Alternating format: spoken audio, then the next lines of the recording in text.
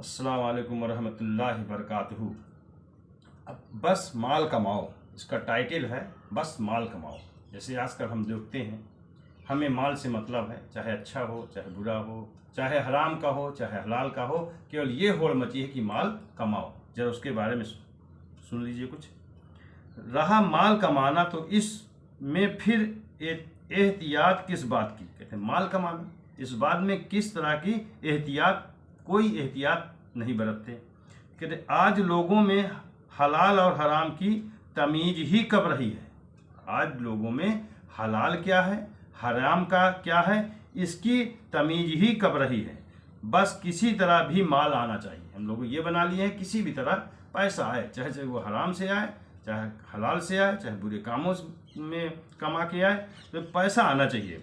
चाहे किसी का हक तलफ करना पड़े, चाहे किसी का हक मार लें, भाई का हो, पड़ोसी का हो, बहन का हो, किसी का भी हक हो, चाहे किसी का हक तलफ करना पड़े, रिश्वत देनी पड़े, सूद का लेन देन भी गंवारा है। यानी सूद भी, यानी किसी से पैसा किसी को दे रहे हैं तो उससे ब्याज भी लेना, ये भी वो गंवारा करते हैं कि बस माल आना चाहिए, बस माल, एक ही ख्वाहिश है माल, बस माल, चाहे वो हलाल तरीके से हो चाहे हराम तरीके से हो, चाहे सूदखोरी से हो, चाहिए माल। याद रखिए, यानी इस तरह हमें माल चाहिए, चाहे वो जिस ढंग से हो, इससे मतलब नहीं, हमें केवल माल चाहिए।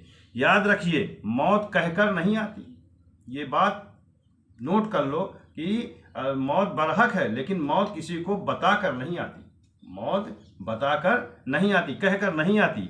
सब किया कराया यहीं धरा रह जाएगा। जितना भी हमने हराम हलाल, किसी का हक मारा, पड़ोसी का हक मारा, भाई का हक मारा, बहन का हक मारा, ये सब यहीं का धरा रह जाएगा और जब मौत आ जाएगी। सेठ जी को फिक्र थी इक इक के 10 कीजिए।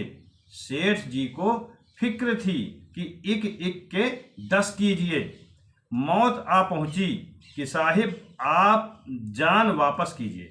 मौत आ पहुंची, जब मौत पास में पहुंची, मौत के कगार आ गए, मौत आ पहुंची कि साहिब जान वापस कीजिए। आपके जान वापस करें, अब कहाँ जान मिलने वाली है, क्योंकि जब तुम्हें जान मिली तब ने तुम इन चीज़ को परवाह नहीं किया।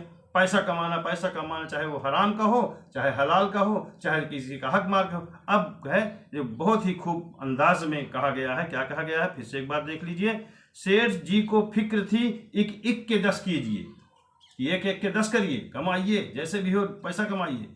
मौत आ पहुंची कि साहिब, जब मौत नजदीक आ गई, मौत आ पहुंची, तो कहते हैं कि जान वापस कीजिए। कि अब जान वापस कहाँ नहीं, तो मौत आ चुकी ना, आने वाली, पहुंच गई।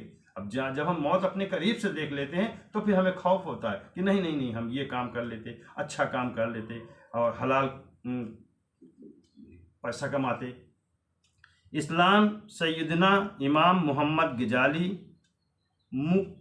मुकशफतुल कुलूब से नकल करते हैं कि अब ये नकल क्या करते हैं, जरा एक और देख लो।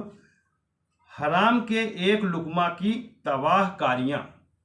अभी तो हलाल और हराम कैसे कमाए, पैसा कमाए, ये बताया गया कि मतलब पैसा है, उसमें हलाल और हराम का नहीं। अब जरा गौर करिए, इस बात को गौर करिए और इसमें अमल करिए और अपने रिश्तेदारों को, भाइयों को, बहनों को, पड़ोसियों को इसकी दावत भेजिए, इस चीज़ को उनको भी बताइए। हराम के एक लुकमा की तबाह कारियाँ की, हराम का अगर एक लुकमा भी हमारे शरीर में चला गया, जिस्म में चला गया, तो उसमें कितनी परेशानियाँ, कितनी तबाही है, जरा देख लीजिए। ताजदार मदीना सल्लल्लाहु ताला अलैहि वसल्लम ने फरमाया, हमारे सरकार ताजदार मदीना सल्लल्लाहु ताला अलैहि वसल्लम ने फरमाया, क्या फरमाया, इंसान के पेट में जैसे ही हराम का लुकमा पड़ा, इंसान के पेट में जैसे ही वो हराम का लुकमा पेट में पड़ा गया, तो जमीन आसमान का हर फरिश्ता उस पर लानत करेगा। अल्लाह अकबर।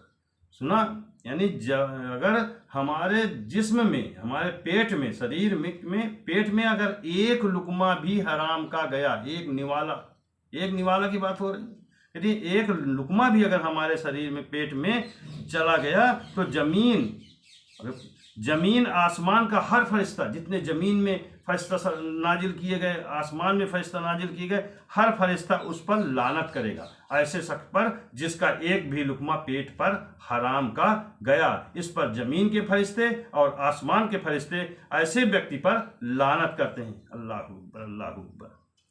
जब तक कि वो उसके पेट में रहेगा। अब बताइए, जो लुकमा चला जाएगा बाहर कैसे निकलेगा?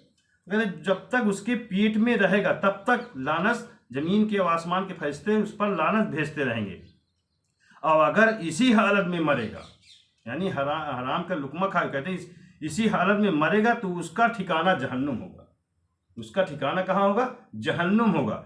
चलिए देखिए, एक लुकमे हराम के है लुकमे, अब यहाँ तो पता नहीं कितने लुकमे हराम के हम खा रहे हैं, बच्चों को खिला रहे हैं।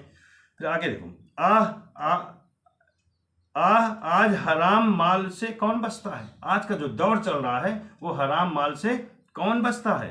सितम बलाएं, सितम तो ये है कि अगर कोई बचना चाहे तो भी ये जालिम मुआशरा उसे बचने कब देता है। अगर कोई सोचे, बचना चाहता है कि हम हराम न कमाएं, हलाल खाएं, हलाल कमाएं, तो ये जो मुआशरा हमारा है, समाज है, उसे बचने कब देता है। इस नामुसाइद हालत में जो साबित कदमी या मुजाहिरा करे तो बहुत बड़ा मुजाहिद है। क्या है? बहुत बड़ा मुजाहिद है। एक रिकत अंग्रेज हदीस पढ़िए और अपनी आकिबत की फिक्र कीजिए।